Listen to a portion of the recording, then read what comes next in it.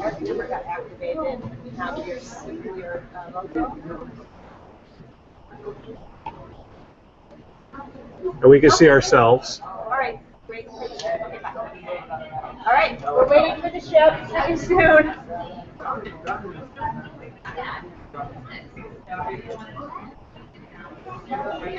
To everyone watching, we'll just get started in a few minutes. Just hang on tight.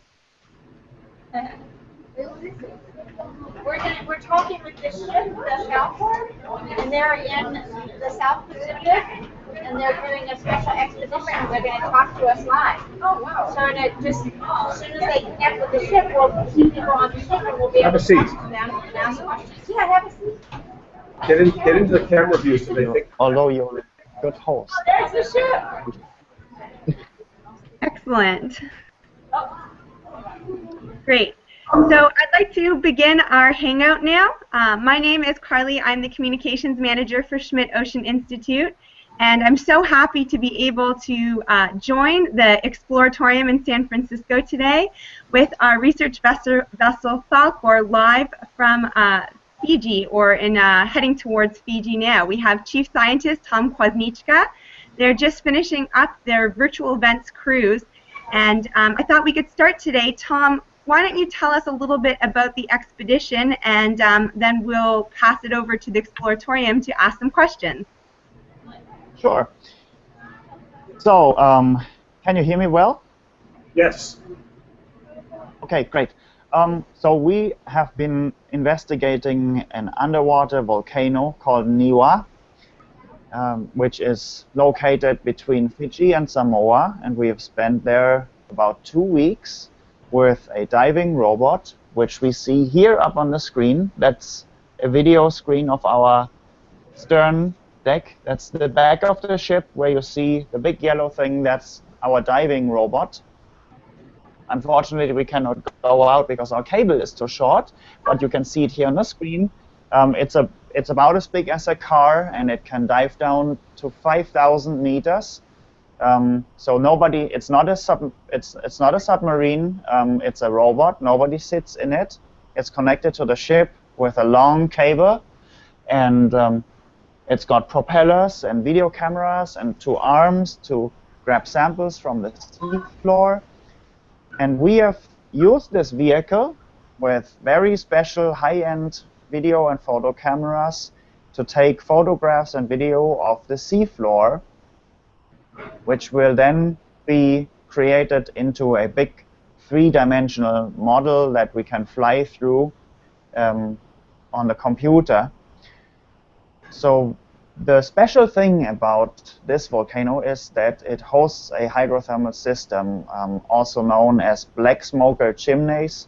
So we see that actually just behind me here. We can zoom up those chimneys right now as well. Yeah, so maybe we can go a bit closer here. So this is what this environment looks like. It is tall chimney structures rising up from the seafloor. There's a couple of deep sea snails living on it. We've got a crab down here. All this life exists without any light. These creatures never see any light of day.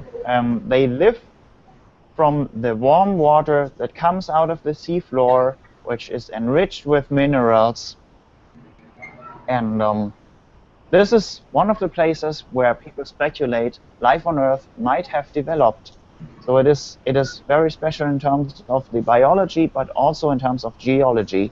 I am actually a geologist. I study rocks, and this is a type of thing that we are interested in.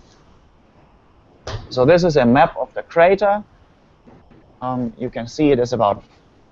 We're looking at it from above. This is our navigational chart. The crater is about 500 meters from either side to the other, and those blobs that you see in here are the hydrothermal systems. So all those light white parts stick out from the seafloor, and they look like the lower picture that we have here. And so we have taken our vehicle back and forth across this area.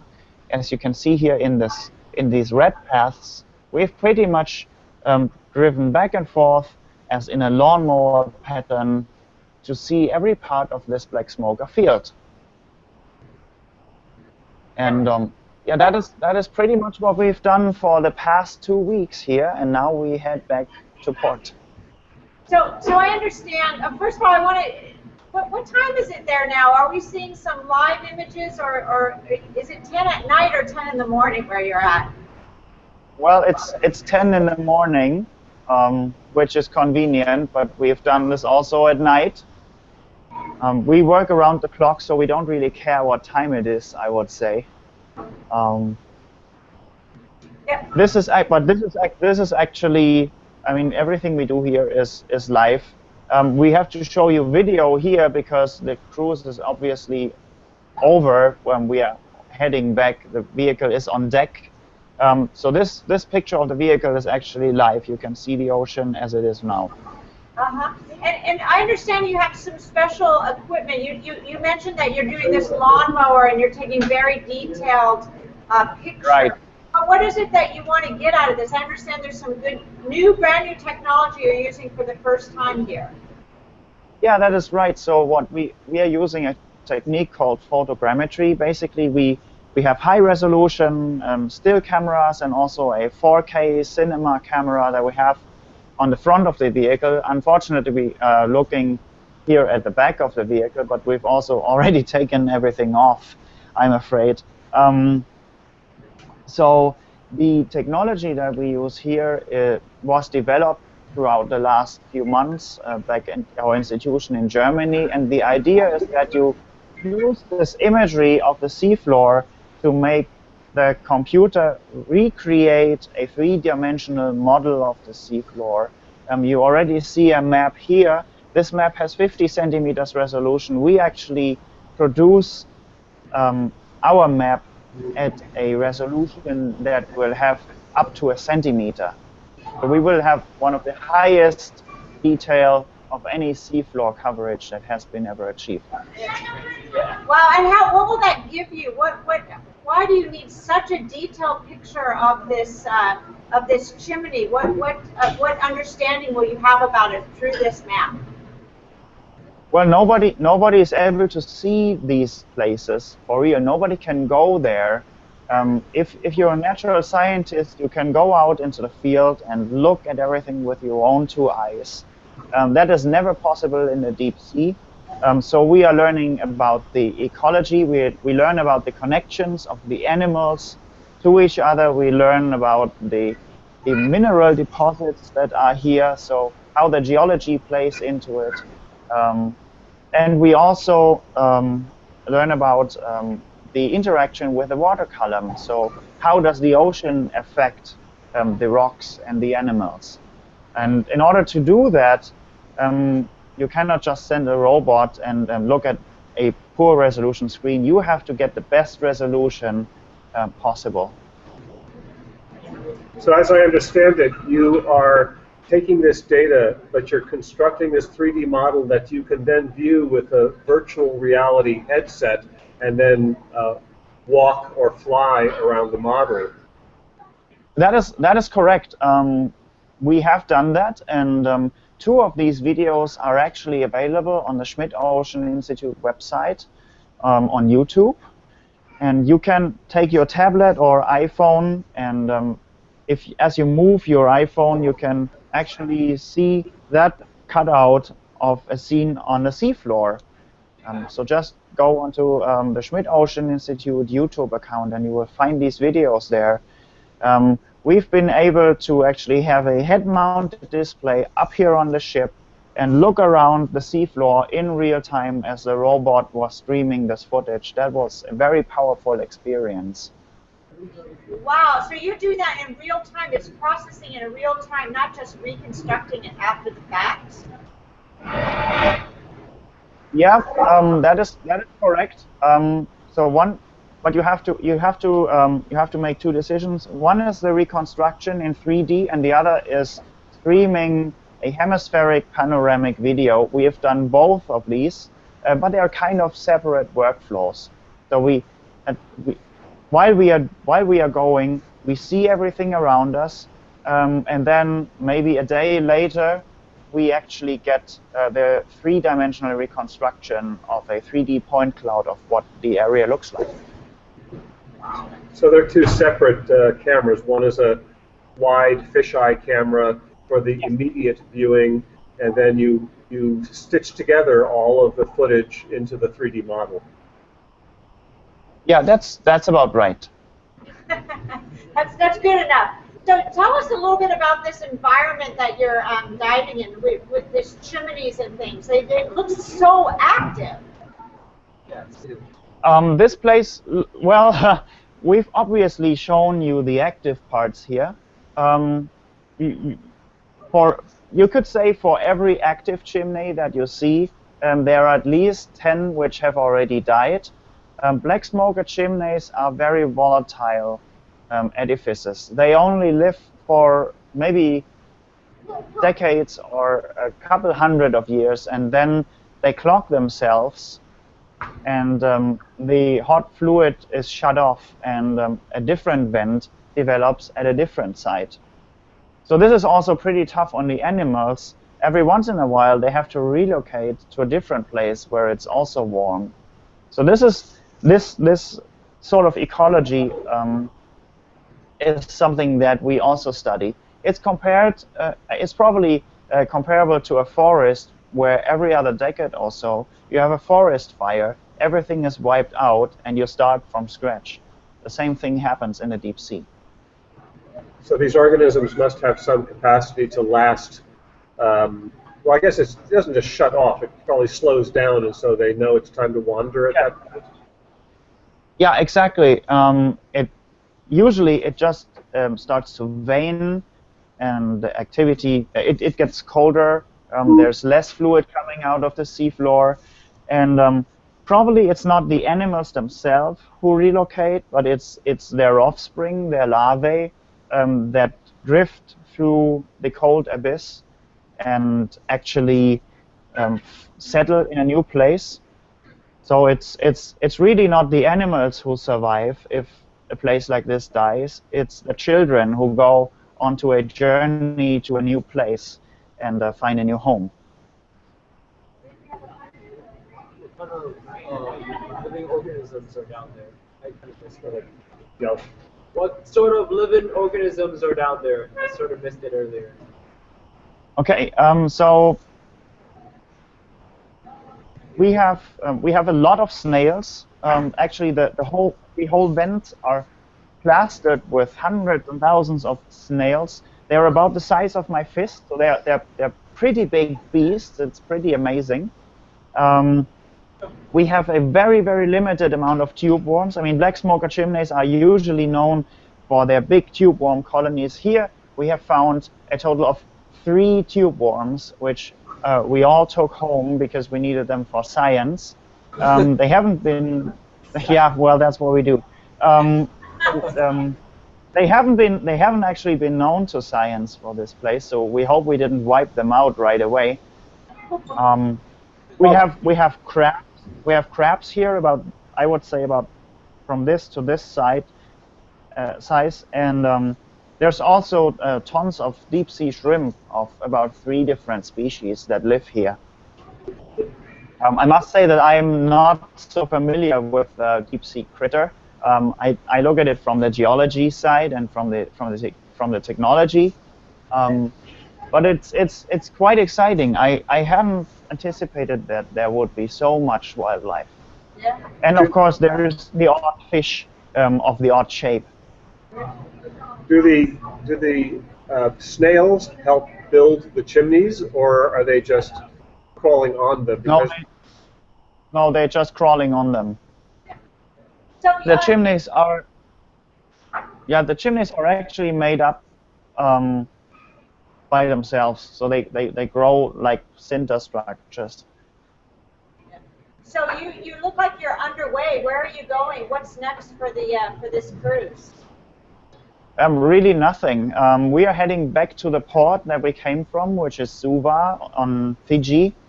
And pretty much when we get off this call, we will start packing up. We have a lot of boxes that will go back to Germany via air freight. The robot team will stay on for another cruise. So luckily for them, they don't have to pack up.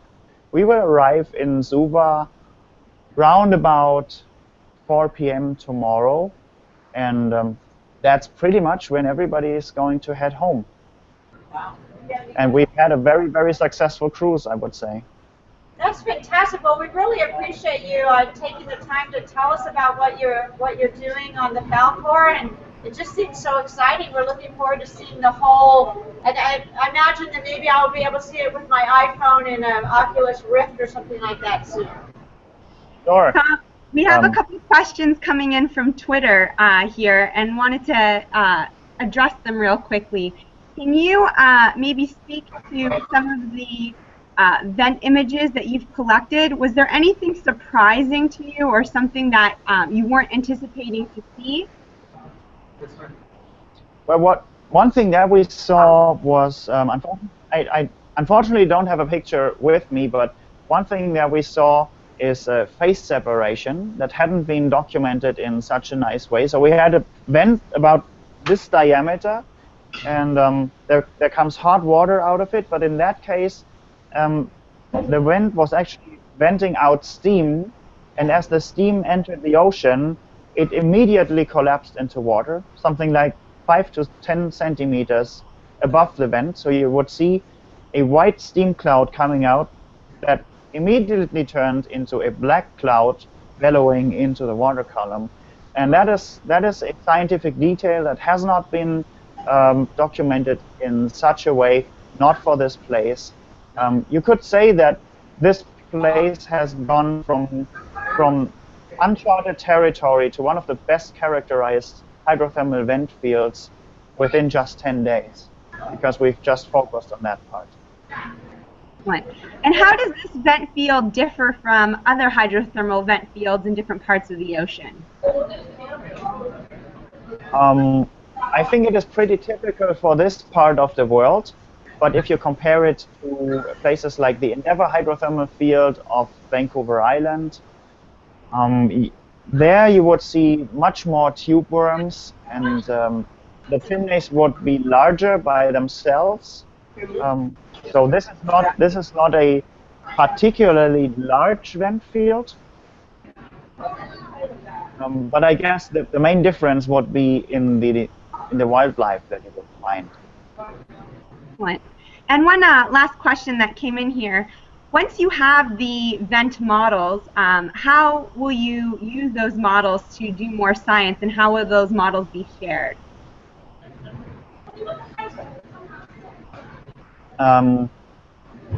We will do, first of all, science with them, which means the scientists will be able to freely browse these models like as if they were walking on land. This will give them a better understanding of which object is where and what the relationship of the vents and the different observations is relative to each other. This is normally something that is very hard to grasp, because you always just see this little frame of video that you look at, and now we have the entire surroundings for us to take into account. We've also been very careful in selecting the parts where we took our samples. Normally you just go like a dachshund on a leash. You sniff here, you sniff there, you grab a sample here, you grab a sample there.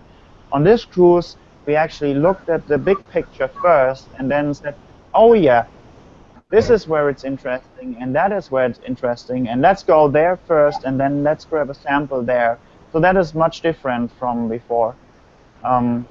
This is how we will do science with it. We will plot all our findings on a map that we superimpose on this 3D surface that we create. In the long run, this data will be shared on appropriate science data platforms. But the way science works is that we first have to write scientific publications about this. And even when we are done, it may take about a year for those publications to be processed And once that is achieved, we are able to share the data freely. And can the public view these as well, these models? The public will be able to view, well, at some point we will probably put up a project website. But I would say you actually have to have a special, you will have to Google a bit and do a web search to find these models online. There are special scientific repositories for this type of data. They will not, I mean, you will not find them on any odd website. We will probably have a special place for them, but you don't need any special credentials or access privileges. Great. That's it for the Twitter questions. I'll turn it back to the Exploratorium to see if there's anything else there. Thank you very much. Thank you, Carly. Thank you, Carly. Thank you, Falkor. We really enjoyed talking with you today. Smooth sailing back to port and back to Germany. Thanks. Thank you. Our pleasure. Thanks for making some time. And if people want to see more of the cruise and some of the dives that we did with the ROV, that is available on the Schmidt Ocean YouTube page. Thank you. Thank you. Thanks, everyone.